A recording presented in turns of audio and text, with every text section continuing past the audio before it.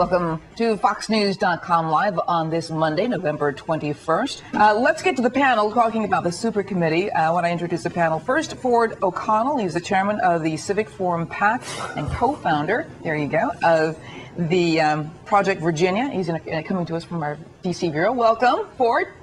Thank you for having me. Well, it's great to have you here. And Alexis McGill Johnson is here in the studio. She's a Democratic strategist and executive director of American Values Institute. Welcome. Thanks for having me, then. Well, let's get to the Super Committee, because that is kind of the big story this morning. Why couldn't they come to terms with cutting $1.2 trillion? Kyriakos Zeros was talking about before that it's not even that big of a cut. It's $1.2 trillion over 10 years. Come on, guys. So Ford, what's the reason? Well, Democrats want to raise taxes, and you can't grow the economy if you want to raise taxes during a recession. It just is something that just won't work. And President Obama, who extended the Bush tax cuts in 2010, now says he's going to veto any sort of tax breaks in the future. And that's something that's very hard to work with, particularly during a recession. And frankly, it's not something that only affects the rich. It also affects the middle class. So trying to tax during a recession is not the best way to grow an economy. And he even said that in 2010. So, Alexis? I think it's so interesting. First of all, the Super Committee was just a bad idea, right? I mean, you're putting in these triggers as a substitute for governing. It's like trying to put an electric fence around a 2-year-old. Like, we have to make hard decisions, and we have to show people that. But they were trying to avoid this decrease in the credit rating, and it's booming, and that happens, and all terror breaks loose, and obviously it didn't, and it happened anyway.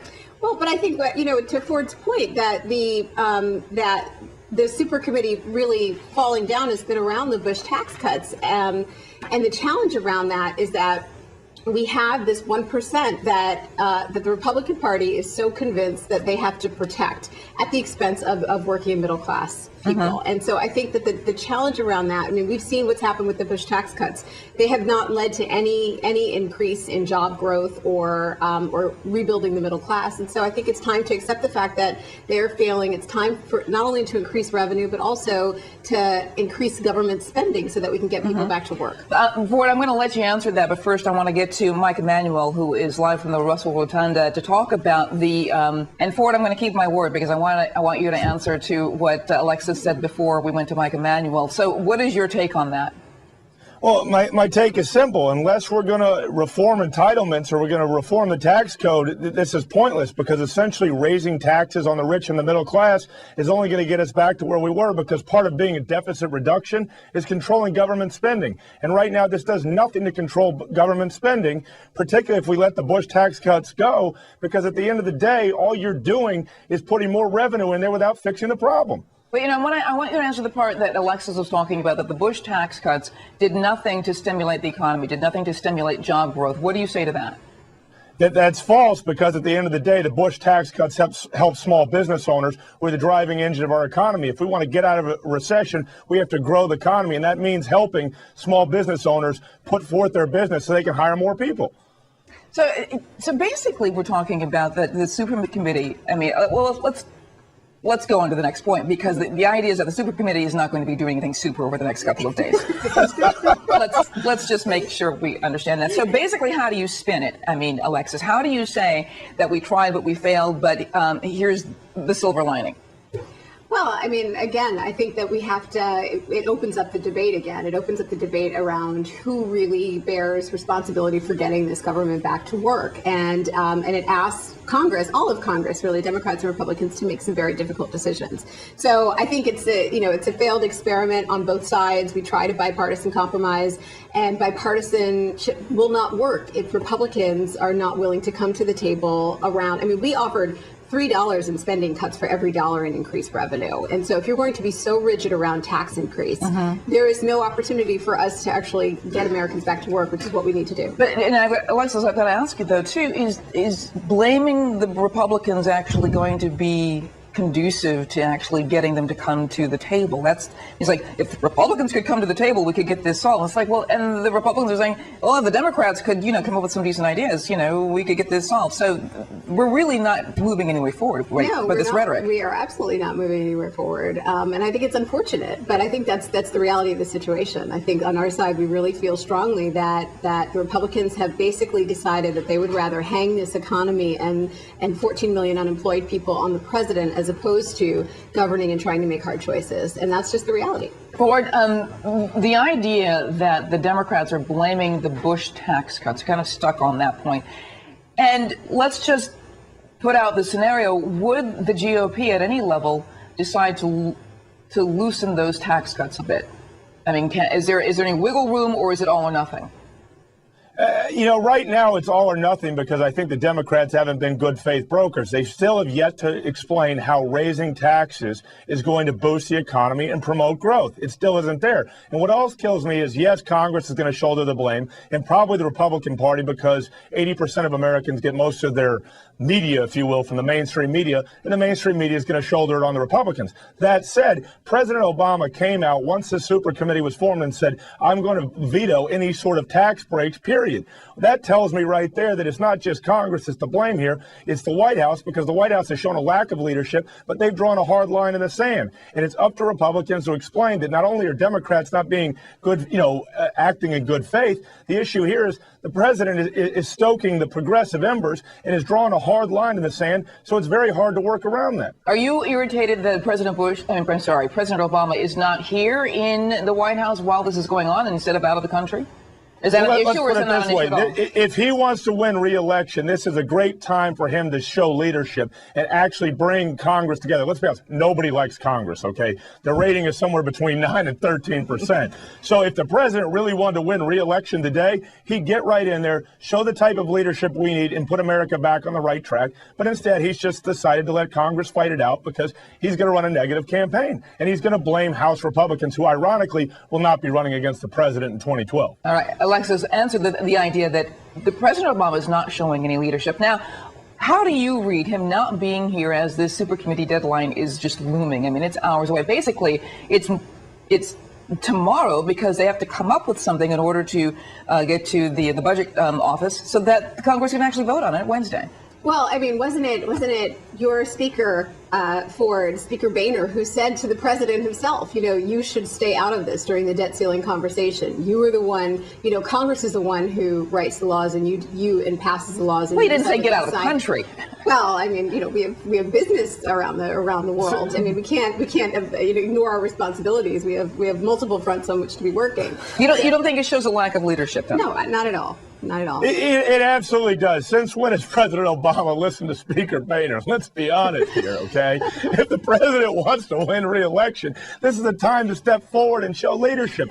Look, we know if another credit downgrade comes, the economy is going to be doomed even further down the line. This is President Obama's moment to stand up. He has a choice. Bottom line, Ford, trickle down doesn't work. It's not going to happen under this president, under anybody's leadership. So we need to find a way to move forward. Well, and that's why I'm saying if we're going to be at this stalemate, then the president should step in. Well, let's move forward on another subject, because I just thought it was really fascinating. The Wall Street Journal, they're talking about the Hillary moment that two Democrats actually suggested, and strongly so, that President Obama, it's time to step aside for the 2012 election. It's time to say you're not going to run because it's going to be too divisive among the Democrats, and it's going to be too divisive within the dirty politics of the election for President Obama to even govern effectively, even if he wins the election. So Ford, I want you to comment first. What do you think about this article? Well, I think Schoen and Cato make a very good analysis and a very strong case for the president not to run for re-election, and instead to put Hillary Clinton in there. Let's remember, Hillary Clinton is the most popular Democrat in America, and she could easily win election in 2012 because the one thing about her is she's able to unite the centrist wings of the Democratic and Republican Party. So I think they put forth a very plausible argument. They're not saying President Obama can't win win re-election. They're just saying that if President Obama does win re-election through negative campaigning, which is the only way he has to go right now, then he's going to have a very hard time governing in 2012 and beyond. And at the end of the day, America's the real loser. But is that a likely scenario in terms of will they actually put her into the lineup and ask President Obama to step down, or is that just sort of a scare tactic or a tactic on the Democratic side to say, see, President Obama, we have other options, so you better, step it up? I mean, do you really fear that? I'm sure they'd like it to be a scare tactic, but let's remember, 2012 is going to be all about Obama. And President Obama clearly is not going to step down, and that's why he's stoking the progressive embers with Occupy Wall Street and everything else. He wants to blame everybody but himself for the situation that we're in. And true, there are a lot of actors to blame, but again, the president needs to show some real leadership, and he can start with a super committee. Okay, so Alexis, what do you think? I mean, what do you think about this article, first of all, that says, hey, Hillary Clinton has like 17 points over Romney and how many points over Perry? I mean, and President Obama is basically neck and neck with any of the real Republican runners. So what about Hillary Clinton? I think it's a testament to how wonderful Hillary Clinton has been in terms of her Senate run and her role as Secretary of State. I mean, she's really been a nose to the grindstone. This is not the same woman that people were talking about in 2008. I mean, they're seeing a completely different side of her. And so I think that there is, it's really just more flattering for Hillary than it is, it's wishful thinking upon Schoen's part. I keep thinking, though, of that commercial of the ad campaign that she had. The phone rings at 3 o'clock in the morning. Who do you trust? And you got, even at this point, you're kind of thinking, maybe she was actually, I'm not quite sure. That was a foreign policy question, right? And I think on foreign policy, Obama has been really delivering. So I don't think that's the question here. I think that, like I said, I think Secretary of State Clinton has absolutely and categorically said, this is not going to happen. So it's really just wishful thinking. Now, Ford, that would be a game changer for all of the Republicans if Hillary were to magically step in at some point. Do you, as a Republican, fear running against, for the Republican candidates, do you think that's a greater fear for them to actually be up against Hillary Clinton? What kind of strategy would they use? Well, obviously, it would be a greater fear to be up against Hillary Clinton because let's remember, to be fair to Hillary Clinton, there has probably in the last 4 years been no politician in America who's in the spotlight who's shown a greater improvement. And I think it would be very hard to run against Hillary Clinton, particularly with respect to a lot of female voters, because in a lot of battleground states like Michigan and Ohio and Pennsylvania, where a lot of female voters are having buyer's remorse, she pretty much closed the door on the Republicans' options in those states. And frankly, because of her now newfound background between foreign policy and the economy, she'd be extremely tough to beat. I just don't think she's going to run, but I'll tell you this much, that if President Obama loses or he wins re-election, I bet you she'll be in the best seat to win in 2016. Well, what you've got here, you may have said, is you've got buyer's remorse on the Democratic side, then you've got sort of ho-hum kind of we can't figure out who really should be the front runner in the GOP field.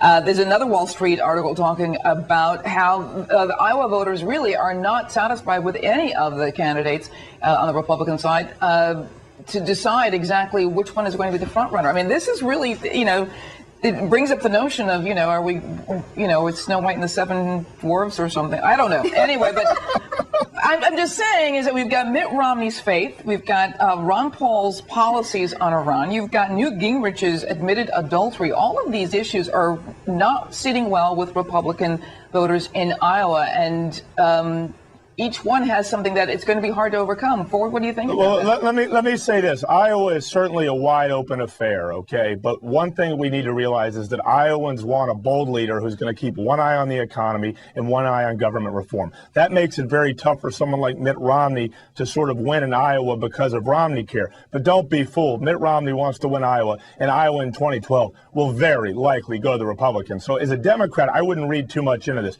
This is more of a struggle within the Republican Party. And frankly, it's up to the candidates to make the case. But if these, value voters in Iowa do stay home, somebody like Mitt Romney could do very well in the Iowa caucuses. Yeah, Alexis, what do you see for the future? Because the idea is that you really got the buyer's remorse against, sort of the choices on the Republican side. It's really President Obama's election to lose. He's got to prove that he's better than whatever else is up against him.